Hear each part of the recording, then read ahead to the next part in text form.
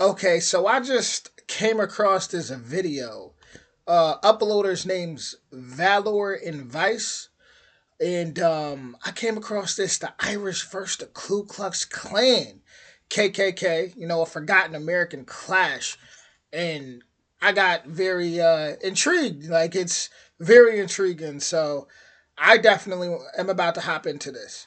Original link will be in the description if you would like to check out the original channel. The channel looks very, very interesting, has a lot of history. And yeah, let's get to some truth. So, with that being said, what's smoking on my dragons, divine, righteous, almighty greats, overachieving, never slacking, year of the dragon. We are now in that fourth quarter coming to an ending though. So it's been a heck of a year. We know December 1st. Well, now when this comes, this is gonna be December 2nd. But yeah, we're gonna go ahead and hop into it. Here we go.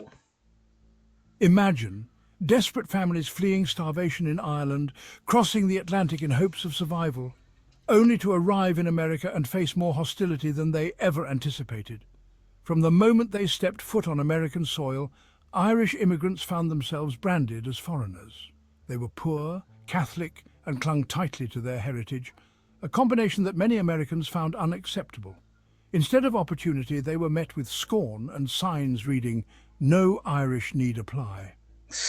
Yet the Irish did not back down. They clung to their faith, their culture, and each other, determined to make a life in America. But as their numbers grew, so did the hostility. Groups like the Ku Klux Klan saw them as an existential threat to American values, a hatred they turned into action. This is the story of how the Irish stood up against the Klan's relentless persecution, defiantly fighting for dignity, acceptance, and belonging in a country that had marked them as outsiders from the start. This is the story of Irish migrants versus the Ku Klux Klan. Before they even encountered the Klan, the Irish faced deep-rooted prejudice from American society, fueled by anti-Irish propaganda. The media of the 19th century depicted Irish immigrants in cartoons and editorials as subhuman, often with If you've been on my channel since I first started, when I would do just different reactions to like controversial videos of rappers and like country rappers, I would talk about this, and I would compare what my ancestors went through, and I would talk about like there was signs that said no dogs, no blacks, no Irish. Like I would talk about all this stuff. So it's actually exciting to see somebody put this together. Once again, shout out to Valor and Vice. Amazing. ape-like features and exaggerated drunken expressions. These images painted the Irish as a primitive, dangerous and untrustworthy group, undeserving of a place in American society. One of the most powerful symbols of this discrimination was the "No Irish Need Apply" sign, which was often found in storefronts and job postings, barring Irish immigrants from employment opportunities. Such blatant discrimination fueled resentment against the Irish and built a foundation for the Klan's hatred. Public figures like Hiram Wesley Evans, the Klan's imperial wizard, proclaimed that Catholics were un-American, warning that their allegiance to the Pope threatened American values. For many Irish Americans today, stories of their ancestors facing these signs and symbols of hate are part of their heritage, handed down as reminders of the hardship their families endured. The prejudice was so severe that some Irish families who arrived generations later could still recall stories of slurs, scorn, and isolation, an inherited memory of a struggle to be seen as equals. Even when a lot of them joined the military in the Mexican American wars, I mean, they was treated horrible. Given the worst jobs.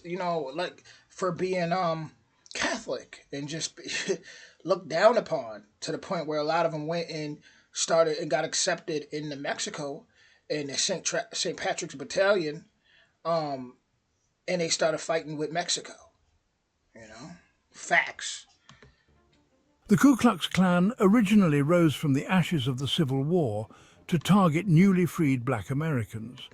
But by the 1920s, they had broadened their scope, seeing a new enemy in Catholics, Jews and immigrants who did not fit their vision of America as a Protestant Anglo-Saxon stronghold. For the Klan, Irish Catholics represented an insidious threat, a people loyal not to the Constitution, but to the Vatican, a foreign power they feared would undermine American values. With the Klan's resurgence, they expanded across the United States, establishing powerful chapters in northern states like Indiana, Ohio, and Michigan. The Klan gained support in local and state governments, using political influence to spread their anti-Catholic and anti-immigrant message. In Indiana, D.C. Stevenson, who controlled the state's Republican Party, represented the height of Klan power in politics. His reach was so broad that Klan members sat on judicial benches and even held police ranks, creating a landscape where fear and prejudice were sanctioned by those in authority. Prominent figures like William Gibbs McAdoo, a well-known politician backed by the Klan, argued that Catholics could not be trusted, viewing them as un-American and fundamentally different. Inflammatory pamphlets and speeches circulated widely, urging Protestants to see the Irish as a cultural and moral danger. These sentiments were reflected in the Klan's actions and reinforced by its powerful allies who painted the Irish as anti-American for their faith, despite their own longing to belong.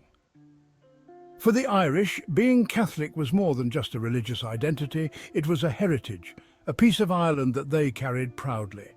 Symbols like the shamrock and the rosary became acts of defiance against a society that told them they didn't belong. These were not just items, they were sacred connections to their faith, family, and heritage. Wearing a rosary openly or pinning a shamrock to one's coat was an unspoken statement. We will not disappear, and we will not abandon who we are. Catholic churches across America, like St. Patrick's Cathedral in New York, became strongholds of Irish pride and places of refuge. St. Patrick's stood as a towering symbol of Irish resilience, where families gathered to worship despite threats from the Klan. In a society that told them to assimilate or leave, these churches represented unity and a commitment to their identity that no threat could shake. Many Irish Americans today recount how their grandparents or great-grandparents wore these symbols openly despite the risks. To carry a shamrock or a rosary was an act of silent defiance, a way of saying, I am Irish, I am Catholic, and I am here to stay. These stories have been passed down through generations as powerful reminders of the courage it took to simply exist in a hostile society. One of the most defining moments of Irish resistance against the Klan's intimidation happened at the University of Notre Dame in 1924. The Klan had planned a large rally in South Bend, Indiana, near the Catholic University, hoping to intimidate students and local Irish Catholic communities. For the Klan, Notre Dame represented everything they despised, a respected institution that symbolized the strength and pride of Irish Catholics. When the students heard about the Klan's plans, they were furious. Although the university president urged them to remain peaceful, over 500 Notre Dame students took to the streets.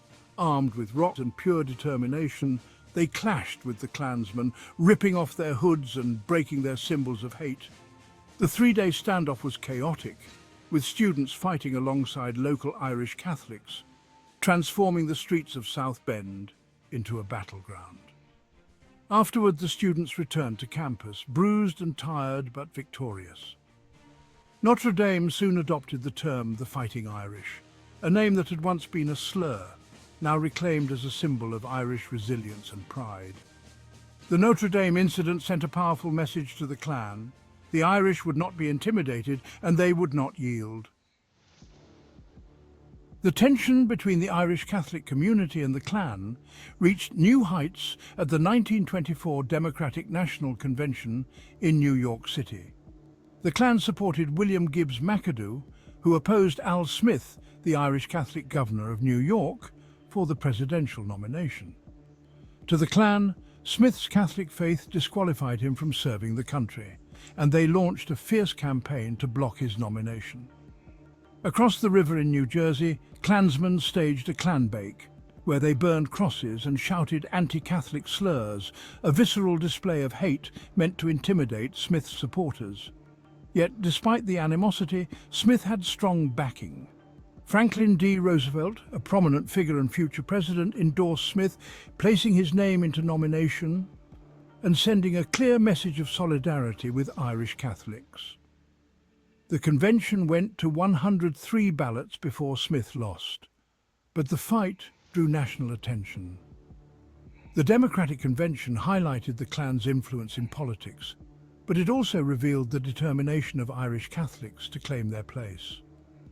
The Irish community, emboldened by Smith's bravery, doubled down on their commitment to overcome the prejudice that sought to silence them.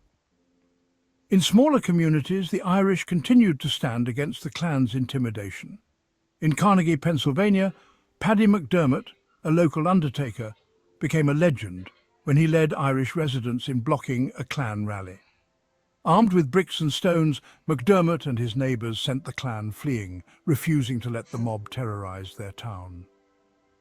Organisations like the Ancient Order of Hibernians played vital roles, organising Irish communities to protect themselves and their churches. These groups offered both support and protection, standing as sentries against the Klan's hostility. Their efforts in towns like Carnegie and other Irish neighbourhoods throughout America symbolised the Irish commitment to defend their communities at all costs.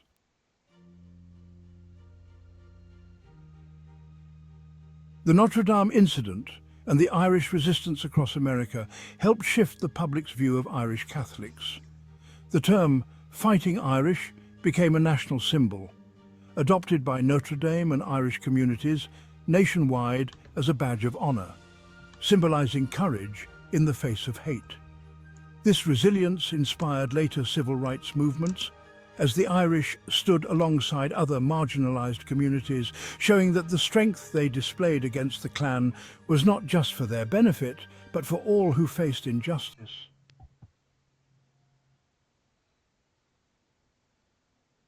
The story of Irish migrants versus the Ku Klux Klan reminds us of the power of unity in the face of hate. When society told them they did not belong, the Irish community fought back with unwavering pride. Their story shows that true belonging isn't given, it's earned. And in America, the Irish proved that they belonged not by yielding, but by standing tall. In today's world, their story continues to resonate, inspiring all of us to confront hate. Their story is a testament to the resilience and unity of a community that refused to be erased. The Irish defied not just the Klan, but every barrier that attempted to deny them their identity and their right to a place in America. Today, we can look back on their legacy with admiration, inspired by their courage and the unyielding spirit that transformed hardship into triumph, leaving a powerful message. When people stand together, even against relentless hate, they can change the world. This was a beautiful video. Um, I got my four-leaf clover right here.